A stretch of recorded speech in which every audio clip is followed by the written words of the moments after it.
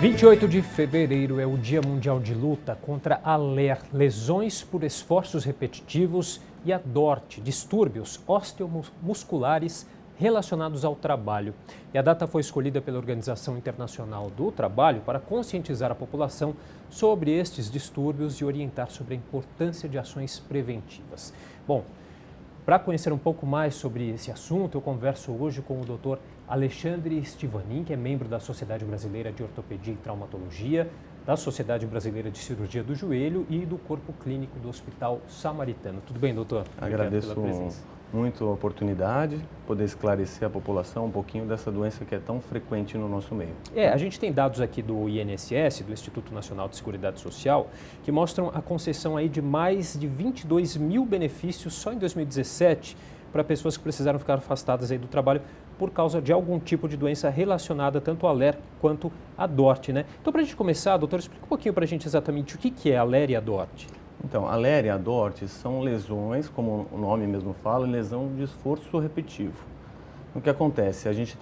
Nós temos o tendão que liga o músculo na articulação. Muitas vezes o excesso do uso desse tendão leva a um processo inflamatório do tendão que leva você a ter uma incapacidade.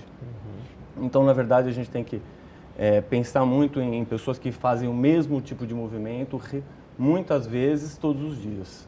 E hoje, que a gente não pode esquecer, que é o nosso grande vilão, que é o nosso celular, né? Celular. A DORT?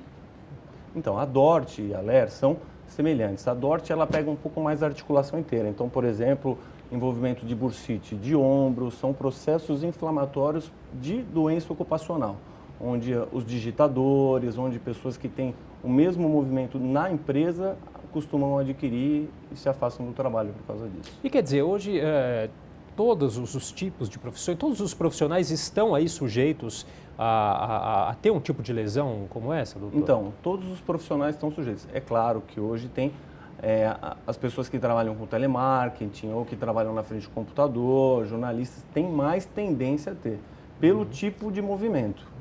É diferente de outras pessoas como médicos, por exemplo, que não têm tanto acesso a ficar tanto tempo na mesma posição digitando.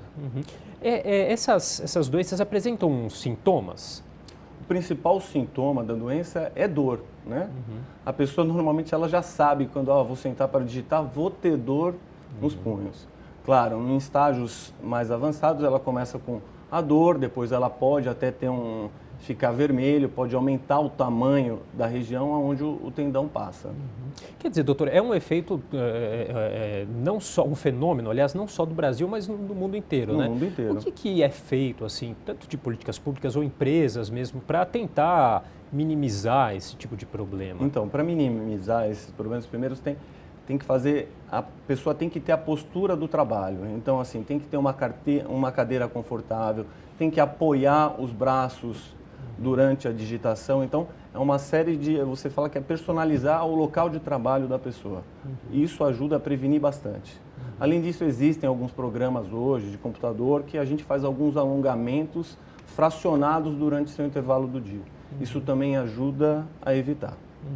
Qual é a gravidade, né, desses tipos de lesões? Podem se tornar um problema sério, realmente, muito grave? Claro, tanto é que a lesão leva a afastamento do trabalho. O que acontece é que se a pessoa deixa que de uma maneira insidiosa, ela vai cronificando, ela pode aumentar o nível. Então, assim, existe a tendinite, que é o processo inflamatório, e tem a tendinose e a ruptura. Então, são graus, o grau ele vai aumentando conforme a pessoa não trata o problema. Como que é o tratamento, então, doutor? Então, o tratamento normalmente na fase inicial, ela mais se torna através da anti-inflamatório, que é remédio para tirar o processo inflamatório do tendão, gelo, que é crioterapia, fazer gelo de horário, e, em alguns casos, até imobilização por um determinado período.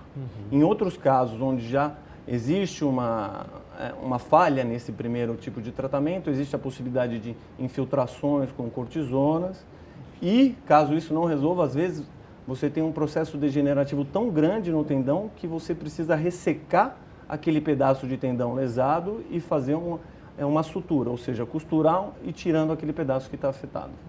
Doutor, as pessoas normalmente acabam negligenciando essa lesão, esse tipo de problema, daí talvez o motivo até de a gente ter um dia aí internacional, aí, um dia mundial para se falar sobre esse assunto? A falta de conhecimento é um problema? A falta de conhecimento e principalmente muitas vezes o excesso de trabalho sem o local certo para você trabalhar. Isso é muito comum. Então, assim, as empresas, devido a um número de afastamentos, a gente sabe que hoje quem não faz o processo de adaptação do funcionário acaba tendo um problema secundário aí, com a legislação, até com danos do funcionário.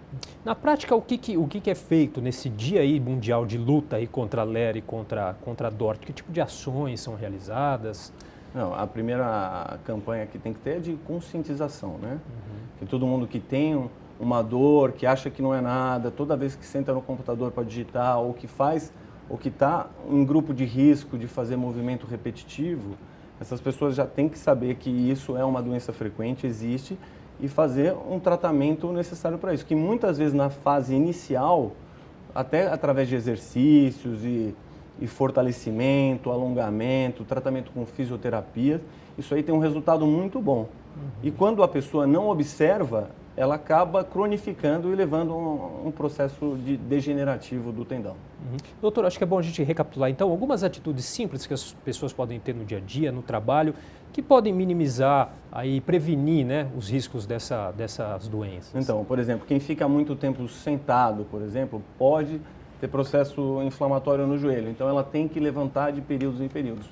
Te falo assim, uma coisa que seria interessante, colocar um timer. Pô, estou sentado há 2 horas digitando, põe um timer, está na hora de parar um pouquinho, fazer os alongamentos, fazer os exercícios.